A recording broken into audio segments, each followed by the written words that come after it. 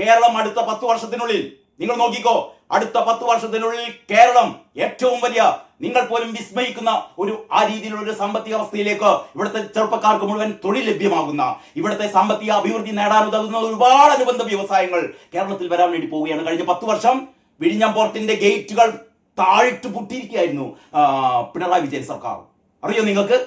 ആ വിഴിഞ്ഞം തുറമുഖത്തിന് അനുബന്ധ വ്യവസായങ്ങൾ, അനുബന്ധമായ സാഹചര്യങ്ങൾ ഒന്നും ഒരുക്കി കൊടുത്തില്ലാന്നേ. ഒരു അനുബന്ധ സൗകര്യങ്ങളും കഴിഞ്ഞ 10 വർഷമായിട്ട് ഒരുക്കി കൊടുത്തില്ല.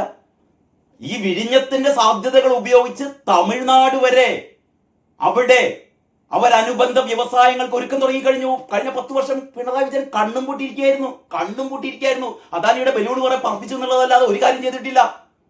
അതാണ് ഇനി ചെയ്യാൻ പോകുന്നത്. വി ഡി സതീശൻ ചെയ്യുക തന്നെ ചെയ്യും. ഞാനതാ പറയുന്നത്. വി ഡി സതീശനെ പഠിപ്പിക്കാൻ വരണ്ട കേട്ടോ. വി ഡി സതീശനെ പഠിപ്പിക്കാൻ ആയിട്ടില്ലടോ. കാരണഭൂതമേ താനും തന്റെ ഇമ്മാതിരിയുള്ള കോമാളി കൂട്ടങ്ങളും വി ഡി സതീശനെ പഠിപ്പിക്കാൻ ആയിട്ടില്ല. നിങ്ങളൊക്കെ 50-60 കൊല്ലം പിന്നിലാ ജീവിക്കുന്നത്, മനസ്സിലാക്കിക്കോ. ഐസക് ഉൾപ്പെടെ ജീവിക്കുന്നത് 60-70 കൊല്ലം പിന്നിലാണ്. വി ഡി സതീശൻ കാണുന്നത് 40-50 കൊല്ലം അപ്പുറത്തുള്ള പുതിയൊരു കേരളത്തെയാണ് വി ഡി സതീശൻ സ്വപ്നം കാണുന്നത്. അതുകൊണ്ട് നിങ്ങൾ എത്ര ഓടിയാലും വി ഡി സതീശനൊപ്പം എത്തില്ല കൂട്ടരെ, എത്തില്ല. യഥാർത്ഥത്തിൽ ഉമ്മൻചാണ്ടി സർക്കാർ തുടക്കമിട്ട ഈ വിഴിഞ്ഞം പദ്ധതി അല്ലെ, ഇവര് പറയുന്നത് കല്ലിട്ടിട്ടേ ഉള്ളൂ. കല്ലെങ്കിലും ഇട്ടിട്ടുണ്ട് ഇവർ സമ്മതിച്ചല്ലോ, അതേതായാലും നന്നായി. ഏതായാലും കല്ലിടുക എന്ന് പറഞ്ഞാൽ അദാനി എന്ന് പറയുന്ന ഈ ഷിപ്പിംഗ് രംഗത്തെ അല്ലെങ്കിൽ ഇത്തരത്തിലുള്ള തുറമുഖ രംഗത്തെ ഏറ്റവും പ്രഗത്ഭനായ അദാനിയെ കൊണ്ട് ഇതിന്റെ കരാറെടുപ്പിച്ച് അത്തരത്തിൽപ്പെട്ട് ഈ വിഴിഞ്ഞം പദ്ധതിയെ, കഴിഞ്ഞ കാലം വരെ വിഴിഞ്ഞം എന്ന് പറഞ്ഞ പ്രദേശത്തെ തന്നെ കേരളത്തിലുള്ള ആൾക്കാർക്ക് കൂടി വിഴിഞ്ഞം എന്താണെന്ന് അറിയില്ലായിരുന്നു. ആ പറയുന്ന വിഴിഞ്ഞം ഇന്ന് ലോക പ്രശസ്തമാണ് വിഴിഞ്ഞം. അതുകൊണ്ടാണല്ലോ ലോകത്തിലെ കപ്പൽ വ്യവസായ രംഗത്തെ അല്ലെങ്കിൽ ഇത്തരത്തിൽപ്പെട്ട ഷിപ്പിംഗ് രംഗത്തെ ഭീമനായ ഈ MSC കമ്പനി ഇവിടെ മുതൽ മുടക്കാൻ എത്തിയത്, ഈ ഷെയർ വാങ്ങാൻ എത്തിയത്. എന്തുകൊണ്ടാണ്? ലോകം മുഴുവൻ ഇപ്പോൾ വിഴിഞ്ഞത്തറിയാം, വിഴിഞ്ഞത്തിന്റെ സാധ്യതകൾ അറിയാം. ലോകത്തിലെ ഏറ്റവും മികച്ച ഏറ്റവും സാധ്യതകളുള്ള തുറമുഖമായി വിഴിഞ്ഞം മാറിയെങ്കിൽ അതിന്റെ ഒന്നാമത്തെ ക്രെഡിറ്റ് ആർക്ക് നമ്മൾ കൊടുക്കണം? ഉമ്മൻചാണ്ടിക്ക് തന്നെ കൊടുക്കണം കേട്ടോ. അതല്ലാതെ പിണറായി വിജയനല്ല, അല്ലെങ്കിൽ അതിനു മുമ്പുള്ള VS-നല്ല, അതിനു മുമ്പുള്ള നായനാർക്കല്ല, ആർക്കുമല്ല ഇതിന് കൊടുക്കേണ്ടത്. ഉമ്മൻചാണ്ടിയാണ് ഇതിനുള്ള എല്ലാ കടമ്പകളും നീക്കിക്കൊണ്ട് ഇവർ പറഞ്ഞ പോലെ കല്ലിട്ടെങ്കിൽ കല്ലിട്ടു അല്ലേ. അത് കഴിഞ്ഞിട്ട് 10 വർഷം ഈ പദ്ധതി ഇഴഞ്ഞു നീങ്ങുകയായിരുന്നു. കാരണം ഇവർക്ക് ഒരു ശ്രദ്ധയുമില്ലായിരുന്നു. കാരണം നാടിന്റെ വികസനമായിരുന്നില്ലല്ലോ. പിണറായി വിജയന്റെ ഏറ്റവും വലിയ അജണ്ട എന്ന് പറയുന്നത് കേരളത്തിന്റെ വികസനമായിരുന്നില്ല, കേരളത്തിലെ ചെറുപ്പക്കാർക്ക് ജോലി കൊടുക്കലായിരുന്നില്ല. ആകെയുള്ള ഏറ്റവും പ്രധാനപ്പെട്ട അജണ്ട എന്ന് പറയുന്നത് സ്വന്തം മകൾ, സ്വന്തം മകൻ, സ്വന്തം മരുമകൻ. അത് മൂന്നേ ഉള്ളായിരുന്നു പിണറായി വിജയന്റെ ലിസ്റ്റിൽ. മാത്രമല്ല ആ മന്ത്രിസഭയിൽ അല്ലെങ്കിൽ ആ കൂട്ടത്തിൽപ്പെട്ട CPM നേതാക്കൾക്ക് മുഴുവൻ അവർക്ക് താല്പര്യം അവരുടെ മക്കൾ, അവരുടെ മരുമക്കൾ, അവരുടെ ഭാര്യമാർ. അത്രയേ ഉള്ളൂ. അതുകൊണ്ടൊക്കെ കഴിഞ്ഞ 10 വർഷം ഉമ്മൻചാണ്ടി തന്നെ 2011 ശേഷം എന്ന് പറഞ്ഞാൽ ഈ 2016ലും ഉമ്മൻചാണ്ടി തന്നെ അധികാരത്തിൽ വരേണ്ടതായിരുന്നു. അല്ലെങ്കിൽ കാരണം അദ്ദേഹത്തിന്റെ അവസ്ഥകൾ മൂലം ഒരുപക്ഷെ അദ്ദേഹത്തിന് പറ്റിയില്ലെങ്കിൽ ആ സ്ഥാനം രമേശ് ചെന്നിത്തലയോ അല്ലെങ്കിൽ വി ഡി സതീശനോ ഒക്കെ 2016 ഏറ്റെടുത്തിരുന്നു എങ്കിൽ എന്ന ഒരു കാര്യമാണ് ഞാൻ ആലോചിച്ചു പോകുന്നത് കേട്ടോ. എന്ന് പറഞ്ഞാൽ 2011 ഉമ്മൻചാണ്ടി ഭരണത്തിന് ശേഷം 2016ലും 2021ലും ഇവിടെ UDF സർക്കാരാണ് അധികാരത്തിൽ എങ്കിൽ യഥാർത്ഥത്തിൽ വിഴിഞ്ഞം പദ്ധതി മൂലം കേരളം നമ്പർ 1 ആകുമായിരുന്നു. കേരളം ഇന്ത്യയിലെ സംസ്ഥാനങ്ങളിൽ വെച്ച് ഏറ്റവും സാമ്പത്തിക ഭദ്രതയുള്ള സംസ്ഥാനമായി കേരളം മാറുമായിരുന്നു കേട്ടോ. ഒരു സംശയമില്ല. ആ 10 വർഷത്തെ വികസന മുരടിപ്പിന് ഏക ഉത്തരവാദി ആരാണ്? പിണറായി വിജയനാണ്. ഇപ്പോൾ സതീശൻ മുഖ്യമന്ത്രിയായി സ്ഥാനമേറ്റപ്പോൾ സതീശൻ അറിയാം എങ്ങനെ വിഴിഞ്ഞത്തെ ഉപയോഗപ്പെടുത്താം, എങ്ങനെ വിഴിഞ്ഞത്തെ ഉപയോഗപ്പെടുത്തിക്കൊണ്ട്, സമുദ്രത്തെ ഉപയോഗപ്പെടുത്തിക്കൊണ്ട്, ഈ തീരപ്രദേശത്തെ ഉപയോഗപ്പെടുത്തിക്കൊണ്ട് എങ്ങനെ കേരളത്തെ പുരോഗതിയിൽ നിന്ന് പുരോഗതിയിലേക്ക് നയിക്കാം, വികസന പാത എങ്ങനെ വെട്ടിത്തുറക്കാമെന്ന് വളരെ കൃത്യമായി സതീശൻ അറിയാം. സതീശന് ആ രീതിയിലുള്ള വ്യക്തമായ ഗെയിം പ്ലാൻ ഉണ്ട്. അതാണ് സതീശന്റെ ഈ ബഡ്ജറ്റിൽ, ഒന്നാമത്തെ ഈ ബഡ്ജറ്റിൽ തന്നെ നമ്മൾ കണ്ടത് കേട്ടോ.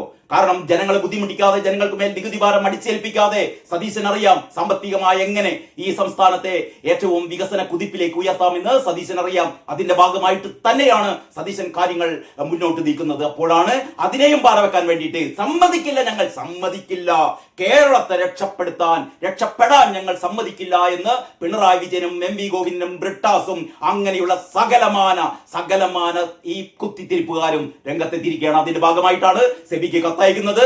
അതിന്റെ ഭാഗമായിട്ടാണ് ഇത്തരത്തിൽപ്പെട്ട വ്യാജമായ പ്രസ്താവനകൾ, വ്യാജമായ പ്രതിഷേധങ്ങൾ.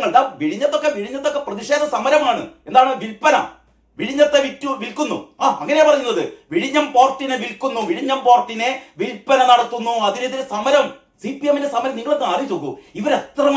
എത്രമാത്രം അപഹാസ്യരാണ് ഇവരെന്ന് ആലോചിച്ച് നോക്കിയ. വിഴിഞ്ഞത്തെ വിൽക്കാൻ പറ്റുള്ളൂ? ഞാൻ ഈ അന്തംകമ്മികളെ, എന്റെ വീഡിയോ കാണുന്ന അന്തംകമ്മികൾ ആരെങ്കിലും ഉണ്ടെങ്കിൽ അവരോട് ഞാൻ ചോദിക്കുകയാണ്, എടോ നിങ്ങൾ കരുതുന്നുണ്ടോ വിഴിഞ്ഞം പ്രോജക്റ്റിനെ വിൽക്കാൻ പറ്റുള്ളൂ? അദാനിക്ക് വിൽക്കാൻ പറ്റുമോ? നിങ്ങൾ ഈ കരാർ മുഴുവൻ നിങ്ങൾ വായിച്ചു നോക്കണ്ട. എങ്കിലും നിങ്ങൾക്ക് ഈ കരാറിന്റെ വിശദാംശങ്ങൾ കുറെയൊക്കെ നിങ്ങൾക്ക് അറിയില്ലേ? ഇത് യഥാർത്ഥത്തിൽ അദാനി പാട്ടത്തിനെടുത്തതല്ലേ? അദാനിയുടെ മുതൽ മുടക്ക് എത്രയാണ്? ഇതിൽ 2454 കോടി രൂപയാണ് അല്ലെ? 2454 കോടി രൂപയാണ് ആര് മുടക്കിയത്? അദാനി മുടക്കിയത്. അതിലാർക്കും സംശയമില്ലല്ലോ. 2454 കോടി രൂപ അദാനി മുടക്കുന്നു. അത് കഴിഞ്ഞിട്ട് 2028 ആകുമ്പോഴത്തേക്ക് 19,000 കോടി കൂടി മുടക്കാമെന്ന് അദാനി പറയുന്നു. അതിനുശേഷം അദ്ദേഹം ഒരു 200, 300, 400, 500 കോടി കൂടി ഇതിൽ മുടക്കിയിട്ടുണ്ടാവാം. ഏതായാലും അദാനിയുടെ മുടക്ക് എന്ന് പറയുന്നത് 2454, ഇനി മുടക്കാൻ പോകുന്നത് 19,000 കോടി എന്ന് പറഞ്ഞാൽ ആകെ ഒരു 22,000 കോടി രൂപയാണ് ഇതിൽ അദാനിയുടെ മുടക്ക്. കേരളത്തിന്റെ മുടക്ക് എത്രയാണ്? അദാനി 2454 മുടക്കിയപ്പോൾ കേരളം മുടക്കിയത് 5595 5595.34 കോടി. അദാനി മുടക്കിയതിനേക്കാൾ ഇരട്ടി കേരളം മുടക്കിയിട്ടുണ്ട്. ഇത് അദാനിയുടെ സ്വകാര്യ പോർട്ടല്ല. അദാനിക്ക് വിൽക്കാൻ പറ്റില്ല. പിന്നെ നിങ്ങൾ എന്തിനാണോ ഇങ്ങനെ ഒരു പ്രതിഷേധ സംഗമം? ഈ ആൾക്കാരെ പൊട്ടന്മാരാക്കണം. എന്തൊരു വിഡ്ഢിത്താ നിങ്ങൾ ചെയ്യുന്നത്? ഈ കേരളത്തിന്റെ 5595 ഈ കഴിഞ്ഞ നിയമസഭയിൽ പറയുന്നത് 3765 കോടി ഇതുവരെ കേരളം കൊടുത്തിട്ടുള്ളൂ കേട്ടോ. കേരളം ഇതുവരെ കൊടുത്തത് 3765 കോടിയാണ്. ശ്രദ്ധിക്കണേ, കേരളം ഇതുവരെ കൊടുത്തത് 3765 കോടിയാണ്. കൊടുക്കുക എന്ന് പറഞ്ഞത് എത്രയാണ്? 5595. ഇനിയും കൊടുക്കാനുണ്ട്. 2028 ആകുമ്പോഴത്തേക്ക് ആയിരിക്കുമെന്നല്ല, കരാറിലെ വ്യവസ്ഥകളാണ്, കൊടുക്കും. അപ്പോൾ യഥാർത്ഥത്തിൽ അദാനിയേക്കാൾ ഷെയർ ഉള്ളത് ആർക്കാണ്? കേരളത്തിനാടോ. എന്താ നിങ്ങൾക്ക് സംശയം? ഇതിന്റെ ഭൂമിയും ഇതിന്റെ കാര്യങ്ങളൊക്കെ കേരളത്തിൻ്റെതാണോ? അദാനി എന്ന് പറയുന്ന അദാനിക്ക് പാട്ടത്തിന് കൊടുത്തതാണ്. ഏതുവരെ? 2055 വരെ, 2055 വരെ പാട്ടത്തിന് കൊടുത്തതാണ്. അപ്പോഴാണ് കഴിഞ്ഞ 10 വർഷത്തിനിടയിൽ പിണറായി സർക്കാർ അദാനിക്ക് ഒരു സൗജന്യം കൂടി ചെയ്തു കൊടുത്തു. ഒരു 5 വർഷം കൂടി എക്സ്റ്റെൻഡ് ചെയ്ത് കൊടുത്തു. 5 വർഷം കൂടി എക്സ്റ്റെൻഡ് ചെയ്ത് കൊടുത്തു. കാരണം പണിയടഞ്ഞ് നീങ്ങുകയായിരുന്നു. പണിയടഞ്ഞ് നീങ്ങിയത് അദാനിയുടെ കുറ്റം കൊണ്ടല്ല, പിണറായി സർക്കാരിന്റെ കുറ്റം കൊണ്ടാണ് എന്ന് അദാനി സ്ഥാപിച്ചു. അതുകൊണ്ട് തന്നെ അദാനി എഴുതി വാങ്ങിച്ചു ഒരു അനുബന്ധ കരാർ. സംശയമുണ്ട് ആർക്കെങ്കിലും? സംശയമുണ്ട്? എടുത്ത് നോക്കടോ. ഉമ്മൻചാണ്ടി കൊടുത്തതിന് ശേഷം ഉമ്മൻചാണ്ടി 2055 ഇതിന്റെ പാട്ടക്കരാർ അവസാനിക്കുന്ന കാലഘട്ടമായിരുന്നു 2055. അതല്ല, ഒരു 5 വർഷം കൂടി എക്സ്റ്റെൻഡ് ചെയ്തു കൊടുക്കുകയാണ് കേരളം അദാനിക്ക്. അങ്ങനെ 2060 അത് കഴിഞ്ഞിട്ട് ആ കരാറിൽ ഒരു ക്ലോസ് കൂടിയുണ്ട്. ഏറ്റവും ഭംഗിയായി അദാനി ഇത് നടത്തുകയാണെങ്കിൽ, ഏറ്റവും ഭംഗിയായി ഒരു നിയമവും ലംഘിക്കാതെ അദാനി പോർട്ട് 2055 വരെ നടത്തുകയാണെങ്കിൽ, 2055 പിണറായി 2060 ആക്കി കൊടുത്തു. അങ്ങനെ കൊടുക്കുകയാണെങ്കിൽ 20 വർഷം കൂടി എക്സ്റ്റെൻഡ് ചെയ്ത് കൊടുക്കാം എന്ന് പറഞ്ഞാൽ 2080 വരെ. ആലോചിക്കണം. ഇന്ന് ജീവിച്ചിരിപ്പുള്ള ആരും 2080 ജീവിച്ചിരിപ്പില്ലല്ലോ, ജീവിച്ചിരിപ്പുണ്ടാവില്ലല്ലോ. പക്ഷേ അവരുടെ മക്കളോ അവരുടെ ചെറുമക്കളോ ആ കാലത്തുണ്ടാവും എന്ന് പറഞ്ഞാൽ അദാനിയുടെ പേരക്കുട്ടികൾ 2080 2025 ഇപ്പൊ അല്ലേ? 2080 ഈ തുറമുഖത്തിന്റെ പ്രവർത്തനം അവർ നിർത്തും എന്ന് പറഞ്ഞാൽ അവർ അതിൽ നിന്നൊഴിയും. അതാണ് കരാറിലെ വ്യവസ്ഥ. ഇതൊന്നും അറിയാതെ ഇപ്പൊ സംഭവിച്ചത് എന്താണ്? MSC എന്ന് പറയുന്ന കേരളം മുഴുവൻ കൈയടിച്ചുകൊണ്ട് ഇവരെ വരവേൽക്കേണ്ടതാണ്. കേരളം രക്ഷപ്പെടാൻ പോവുകയാണ്. MSC എന്ന് പറയുന്ന ആഗോള ഷിപ്പിംഗ് രംഗത്തെ ഭീമൻ വിഴിഞ്ഞത്ത് മുതൽ മുടക്കാൻ എത്തുന്നു എന്ന് പറയുമ്പോ ഇത് MSCയുടെ മാത്രം കാര്യമല്ല, ലോകമാകെയുള്ള ഇത്തരത്തിൽപ്പെട്ട വിദേശത്ത് മുതൽ മുടക്കാൻ ആഗ്രഹിക്കുന്ന കമ്പനികൾ ഇത് അറിയുകയാണ്. കേരളത്ത് വിഴിഞ്ഞം പോർട്ടിൽ ആരാണ് മുതൽ മുടക്കാൻ പോകുന്നത്? 13,000 കോടി മുതൽ മുടക്കാൻ പോകുന്നു MSC. ഓ അങ്ങനെയോ, എങ്കിൽ ഞങ്ങൾക്കും അവിടെ എന്തൊക്കെ സാധ്യതകളുണ്ട് എന്ന് ലോകമാകെയുള്ള ഇത്തരത്തിൽപ്പെട്ട കമ്പനികൾ അവർ വിവരം തിരക്കും. കാരണം ഇന്നലെ വരെ ഇവിടെ ഭരിച്ചത് ഇത്തരത്തിൽപ്പെട്ട വ്യവസായങ്ങളെ മുഴുവൻ ഇവിടുന്ന് ഓടിപ്പിക്കുന്ന ഏറ്റവും പ്രതിലോമപരമായി മാത്രം കേരളത്തെ ആകെ എന്താ പറയാ ചവറ്റുകൊട്ടയിലേക്ക് എറിയാൻ ദൃഢനിശ്ചയമെടുത്ത ഇവിടുത്തെ കമ്മ്യൂണിസ്റ്റുകളായിരുന്നു കേരളം ഭരിച്ചിരുന്നത് കഴിഞ്ഞ 10 വർഷം. അതല്ല, ഇവിടുത്തെ പുതിയൊരു വ്യാവസായിക അന്തരീക്ഷം ഉടലെടുത്തിരിക്കുന്നു. ഇത് ഭരിക്കുന്നത് ഇപ്പോൾ മുഖ്യമന്ത്രി VD സതീശനാണ് എന്ന് വളരെ കൃത്യമായ ഒരു മെസ്സേജാണ് കിട്ടിയത്.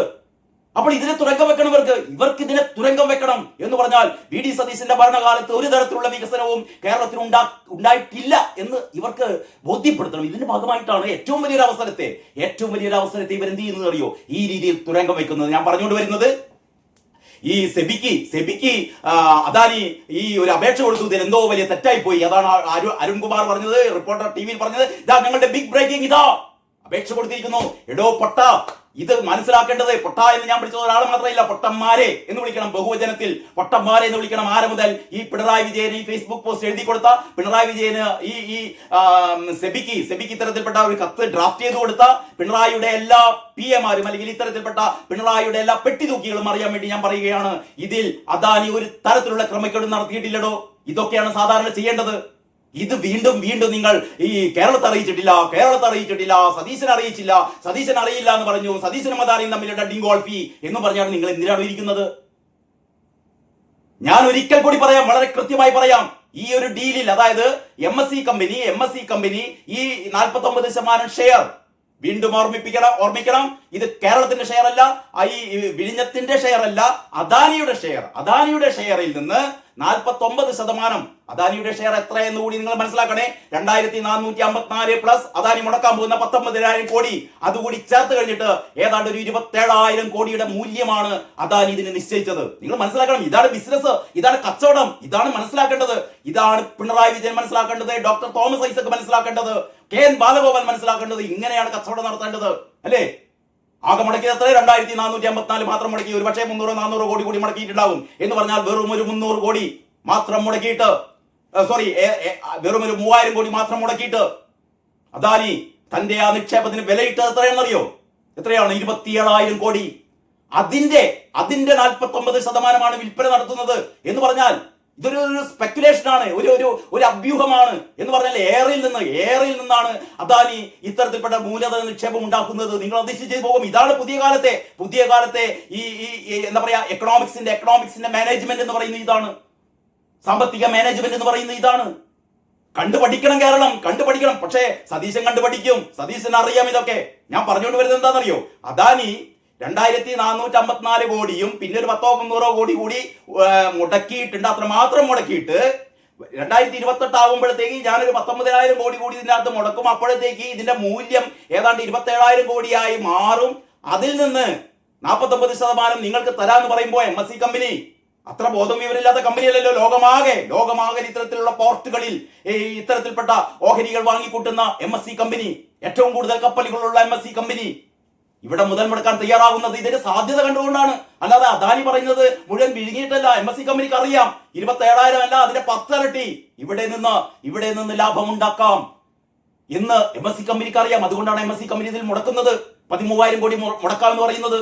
ഒറ്റയടിക്കൽ ആദ്യം 5,000 കോടി, പിന്നീട് 8,000 കോടി, അങ്ങനെ 2028 ആകുമ്പോഴത്തേക്ക് ഈ പറയുന്ന 13,000 കോടി ഇതിൽ മുടക്കും. അപ്പോഴത്തേക്ക് സംഭവിക്കുന്നത് എന്താണ്? വിഴിഞ്ഞം എന്ന് പറയുന്ന അന്താരാഷ്ട്ര തുറമുഖം ലോകത്തിലെ നമ്പർ 1 തുറമുഖമായി മാറുകയാണ്. ഇവിടെ നിങ്ങൾ എല്ലാവരും മനസ്സിലാക്കുന്ന ഒരു കാര്യം എന്താണെന്ന് അറിയോ? അദാനിയുടെ 2454 കൊണ്ടാണ് അദാനി കളികളൊക്കെ കളിക്കുന്നത്. അതിന്റെ 2 ഇരട്ടി ഉണ്ടോ കേരളത്തിന്റെ മുതൽ മുടക്കത്തില്. കേരളത്തിന് എന്തൊക്കെ കളികൾ കളിക്കാം?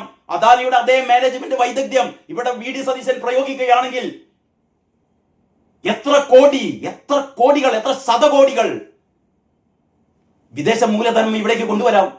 കേരളത്തിനും വിൽക്കാലോ. അദാനി വിറ്റ പോലെ എന്നല്ല, അദാനി കൈമാറിയ പോലെ. അദാനി കൈമാറിയ വിൽക്കുക എന്ന് പറയുമ്പോൾ തെറ്റിദ്ധരിക്കേണ്ട. തുറമുഖം 1-2 വിൽക്കുകയല്ല, ഇതിന്റെ ഓഹരി കൈമാറ്റം ചെയ്യുകയാണ് ചെയ്യുന്നത്.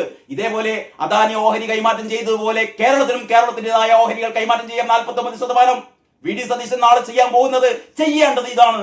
കേരളത്തിന്റെ ഈ പറയുന്ന 49% ഷെയറുകൾ ഏതെങ്കിലും വിദേശ കമ്പനികൾക്ക് കൈമാറണം എന്ന് പറഞ്ഞാൽ ഇവിടെ ലക്ഷം കോടികളാണ് ഇവിടേക്ക് മൂലധന സ്വരൂപമായി വരുന്നത് എന്ന് പറഞ്ഞതിന്റെ സാധ്യതകളാണ് കേട്ടോ. പക്ഷെ കഴിഞ്ഞ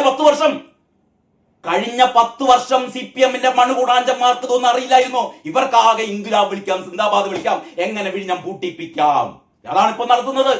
ഇപ്പൊ ഇവരൊക്കെ ഒരു ഉളുപ്പില്ലാതെ പറയുന്നത് അറിയാം, MSc പൊയ്ക്കോട്ടെ, MSc വേണ്ട, MSc ഓടിപ്പിക്കണം, ഈ കരാർ വേണ്ട. എന്താണ് അതിന് കാരണം? അയ്യേ ഇവര് കരാറ് തെറ്റിച്ചു. എന്ത് കരാറാണോ തെറ്റിച്ചത്? MSc എന്ത് കരാറാണോ തെറ്റിച്ചത്?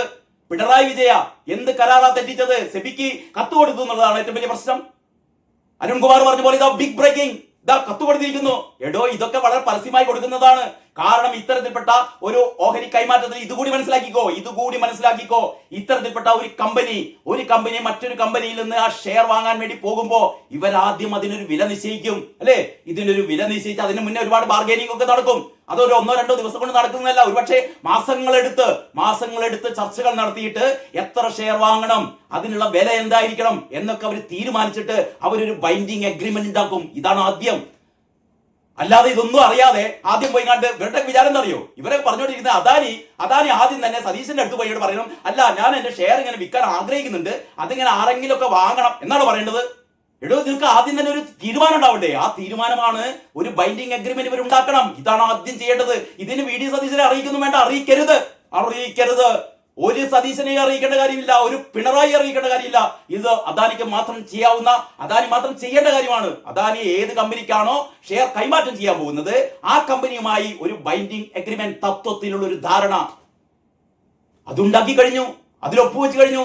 ഇനി രണ്ടാമത് എന്താ അവർ ചെയ്യേണ്ടത്? രണ്ടാമത് പോയിങ്ങാണ്ട് കേരള സർക്കാരിന്റെ അടുത്തേക്ക് പോകുകയല്ല ചെയ്യേണ്ടത്. അതിനു മുമ്പ് ചെയ്യേണ്ടത്, മാൻഡേറ്ററി ചെയ്യേണ്ടത്, നിയമപ്രകാരം ചെയ്യേണ്ടത് സെബിയെ അറിയിക്കണം. സെബിയെ അറിയിച്ചു. ഇതിനാണ് പിണറായിക്ക് ചൊറിച്ചിൽ. പിണറായി ചൊറിഞ്ഞിട്ട് കാര്യമില്ല. പിണറായി അവിടെ ചൊറിയുത്തി ഇരുന്നാൽ മതി. വളരെ കൃത്യമായ നിയമ സംവിധാനമാണ് അദാനി ചെയ്തത്. സെബിയെ അറിയിച്ചു. സെബിയെ അറിയിക്കണം. സെബിയെ അറിയിക്കുന്നതിന് മുമ്പ് ഒരിക്കലും കേരളത്തിൽ അറിയിക്കാൻ പാടില്ല. അതാണോ നിയമം, അതാണോ ചട്ടം? പോയി പഠിക്കടോ അരുൺകുമാറെ. ഇതെന്തോ വലിയ പ്രശ്നം. സെബിയെ അറിയിച്ചത്, സെബിയെ അറിയിക്കണം. സെബിയെ അറിയിച്ച് പബ്ലിക്കിനെയും അറിയിച്ച് കഴിഞ്ഞിട്ട് മതി സംസ്ഥാനത്തെ അറിയിക്കൽ.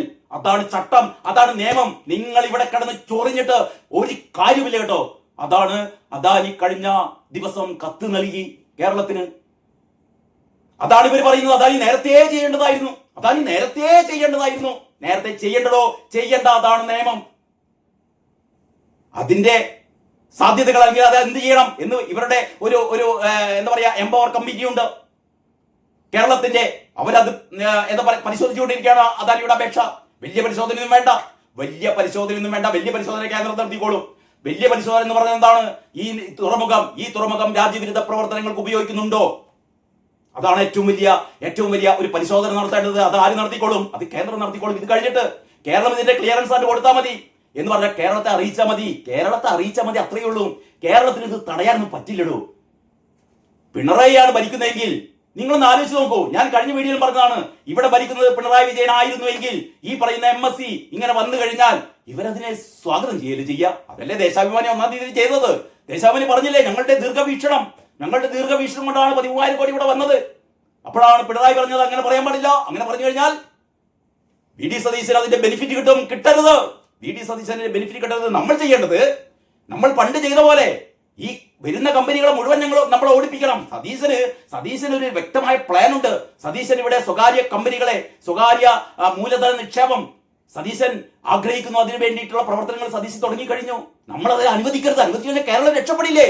കേരളം രക്ഷപ്പെടുത്താൻ നമ്മൾ സമ്മതിക്കരുത്. കേരളം ഇങ്ങനെ നശിച്ച് നാണക്കല്ല് കാണണം. എങ്കിലേ നമ്മൾ കമ്മ്യൂണിസ്റ്റുകാർക്ക് ഇവിടെ നിലനിൽപ്പുള്ളൂ, നമ്മളെ ജാതക്കാളെ കിട്ടുകയുള്ളൂ. അതുകൊണ്ട് കേരളം രക്ഷപ്പെടരുത് എന്നാണ് ഈ അധമന്മാർ പറഞ്ഞുകൊണ്ടിരിക്കുന്നത്. അപ്പം ഇമാതിരി അരുണും ഇമാതിരി ഈ കിണറേഷും ഇമാതിരി ബ്രിട്ടാസൊക്കെ മനസ്സിലാക്കേണ്ടത് ഇതുവരെ അദാനി ചെയ്തത് വളരെ കൃത്യമായ കാര്യമാണ്. എന്താണ്? ആദ്യം അവരെന്ത് ചെയ്തു? ആദ്യം അവര് ഈ കാര്യം ഒരു അഗ്രിമെന്റ് അവർ തമ്മിൽ ഉണ്ടാക്കി. അതിന് മുന്നേ കേരളത്തെ അറിയിക്കേണ്ട ഒരു കാര്യമില്ല. അങ്ങനെ അറിയിക്കരുത്. അവരാദ്യം തന്നെ ഒരു ബൈൻഡിങ് അഗ്രിമെന്റ്, ഒരു തത്വത്തിലുള്ള അഗ്രിമെന്റ്, നിങ്ങളുടെ ഇത്ര ശതമാനം ഓഹരികൾ, ഇത്ര ശതമാനം വിലക്ക് ഞങ്ങൾ വാങ്ങും, ഇന്ന തീയതികളിലൊക്കെ അതിന് പൈസ തരും എന്ന ഒരു ധാരണാപത്രം അവരെഴുതി ഒപ്പിട്ടു. അതിനുശേഷം രണ്ടാം ഘട്ടം അതാർക്ക് കൊടുത്തു? സെബിക്ക് കൊടുത്തു. ഞങ്ങൾ ഇതാ ഇങ്ങനെ ഒരു കൈമാറ്റം നടത്താൻ വേണ്ടി പോകുന്നു. സ്റ്റോക്ക് എക്സ്ചേഞ്ചിൽ ലിസ്റ്റ് ചെയ്ത കമ്പനികളാണ് ഇത് രണ്ടും. MSc കമ്പനിയും അദാനിയുടെ കമ്പനിയും സ്റ്റോക്ക് എക്സ്ചേഞ്ചിൽ ലിസ്റ്റ് ചെയ്യപ്പെട്ട കമ്പനികളാണ്. അവർ മാൻഡേറ്ററി ആണ്. അവർക്ക് ഇത്തരത്തിൽപ്പെട്ട ഒരു ധാരണ രൂപം കൊള്ളുകയാണെങ്കിൽ അത് ആദ്യം ആരറിയിക്കണം? സെബി അറിയിക്കണം. സെബി അറിയിച്ചു. അടുത്തതാണ് അവർ പബ്ലിക്കിനെ അറിയിച്ചും കഴിഞ്ഞിട്ട് അതും കഴിഞ്ഞിട്ടാണ് നാലാം ഘട്ടം ആരെ അറിയിക്കേണ്ടത്, സംസ്ഥാനത്തെ അറിയിക്കേണ്ടത്. അവർ കത്ത് കൊടുത്തു. ആ കത്തിനെ കുറിച്ച് എംപവർ കമ്മിറ്റി ആലോചിച്ചു വരുന്നു. എംപവർ കമ്മിറ്റി നാളെയോ മറ്റന്നാളോ അല്ലെങ്കിൽ സമീപ ദിവസങ്ങളിൽ എന്ത് ചെയ്യും, അതിനുള്ള അനുവാദം കൊടുക്കും. ഈ കുത്തിത്തിരിപ്പും ബഹളമൊക്കെ കാണുമ്പോൾ ഇവരാകെ ബേജാറായിട്ടുണ്ട്. ആര്? സതീശന്റെ ആൾക്കാര്, സതീശന്റെ മന്ത്രിമാര്. അവർ അവസാനം അതിന്റെ ഒരു ക്ലോസ് വെച്ചിട്ടുണ്ട്, അത്രേ കുത്തകവൽക്കരണം പാടില്ല എന്നൊരു അനുബന്ധ കരാർ കൂടി ഞങ്ങൾ ഒപ്പി. അതിന്റെ ആവശ്യമില്ലടോ, കുത്തക കരാർ പാടില്ല എന്ന് ഈ കരാറിൽ ഓൾറെഡി ഉണ്ട്. ഈ കരാറിൽ ഓൾറെഡി ഉണ്ട്. ഇത് കുത്തക MSCക്കൊന്നും കുത്തക കൊടുക്കാൻ പറ്റില്ല എന്നുണ്ട്. ഇനി നിങ്ങൾ വേണമെങ്കിൽ ഈ പറയുന്ന ഒച്ചപ്പാടും ബഹളം ഉണ്ടാക്കുന്ന ആൾക്കാരെ തൃപ്തിപ്പെടുത്താൻ വേണ്ടിയിട്ട് അങ്ങനെ ഒരു ഉപകരാർ ഉണ്ടാക്കിക്കോ, ഉപകരാർ ഉണ്ടാക്കി. എന്നാലും ഇവിടെ MSC എന്ന് പറയുന്ന ഏറ്റവും വലിയ, ലോകത്തെ ഏറ്റവും വലിയ ഷിപ്പിംഗ് കമ്പനി ഇതിന്റെ 49% ഷെയറും വാങ്ങി. ഞാൻ നേരത്തെ പറഞ്ഞ പോലെ കഴിഞ്ഞ പ്രാവശ്യം ഇവിടെ വന്നത് 933 കപ്പലുകളിൽ 928 കപ്പലുകൾ MSCയുടേതാണ്. ഇനി വരാൻ പോകുന്നത് MSCയുടേതാണ്. MSCയുടെ കപ്പലുകളൊന്നും വേണ്ട, മറ്റ് എന്താ പറയാ ചില്ലറ കപ്പലുകൾ മാത്രം മതി എന്ന് പറഞ്ഞിരിക്കാൻ പറ്റുമോ? മറ്റ് കപ്പലുകൾ വരാൻ വരാൻ ആഗ്രഹമുണ്ടെങ്കിൽ വരട്ടെ, ആരും തടഞ്ഞു നിർത്തുന്നില്ലല്ലോ. ഇനി അതിന് വേണ്ടിയിട്ട് ഉപകരാർ ഉണ്ടാക്കിക്കോന്നേ. അതായിരിക്കും വലിയ കുഴപ്പമില്ല. അതിലാണ്ട് ഒപ്പുവെച്ചോ, നേരത്തെ തന്നെയുള്ള ക്ലോസ് ആണ്. അത്രയേ ഉള്ളൂ. വളരെ സിമ്പിൾ ആണ് കാര്യങ്ങൾ. ചുരുക്കി പറഞ്ഞാൽ കേരളം അടുത്ത 10 വർഷത്തിനുള്ളിൽ, നിങ്ങൾ നോക്കിക്കോ, അടുത്ത 10 വർഷത്തിനുള്ളിൽ കേരളം ഏറ്റവും വലിയ, നിങ്ങൾ പോലും വിസ്മയിക്കുന്ന ആ രീതിയിലുള്ള ഒരു സാമ്പത്തിക അവസ്ഥയിലേക്ക് ഇവിടുത്തെ ചെറുപ്പക്കാർക്ക് മുഴുവൻ തൊഴിൽ ലഭ്യമാകുന്ന, ഇവിടുത്തെ സാമ്പത്തിക അഭിവൃദ്ധി നേടാനുതകുന്ന ഒരുപാട് അനുബന്ധ വ്യവസായങ്ങൾ കേരളത്തിൽ വരാൻ വേണ്ടി പോവുകയാണ്. കഴിഞ്ഞ 10 വർഷം വിഴിഞ്ഞം പോർട്ടിന്റെ ഗേറ്റുകൾ താഴിട്ട് പൂട്ടിയിരിക്കുകയായിരുന്നു പിണറായി വിജയൻ സർക്കാർ. അറിയോ നിങ്ങൾക്ക്? ആ വിഴിഞ്ഞം തുറമുഖത്തിന് അനുബന്ധ വ്യവസായങ്ങൾ, അനുബന്ധമായ സാഹചര്യങ്ങൾ ഒന്നും ഒരുക്കി കൊടുത്തില്ലാന്നേ. ഒരു അനുബന്ധ സൗകര്യങ്ങളും കഴിഞ്ഞ 10 വർഷമായിട്ട് ഒരുക്കി കൊടുത്തില്ല. തമിഴ്നാട്ടിൽ തുടങ്ങിക്കഴിഞ്ഞു.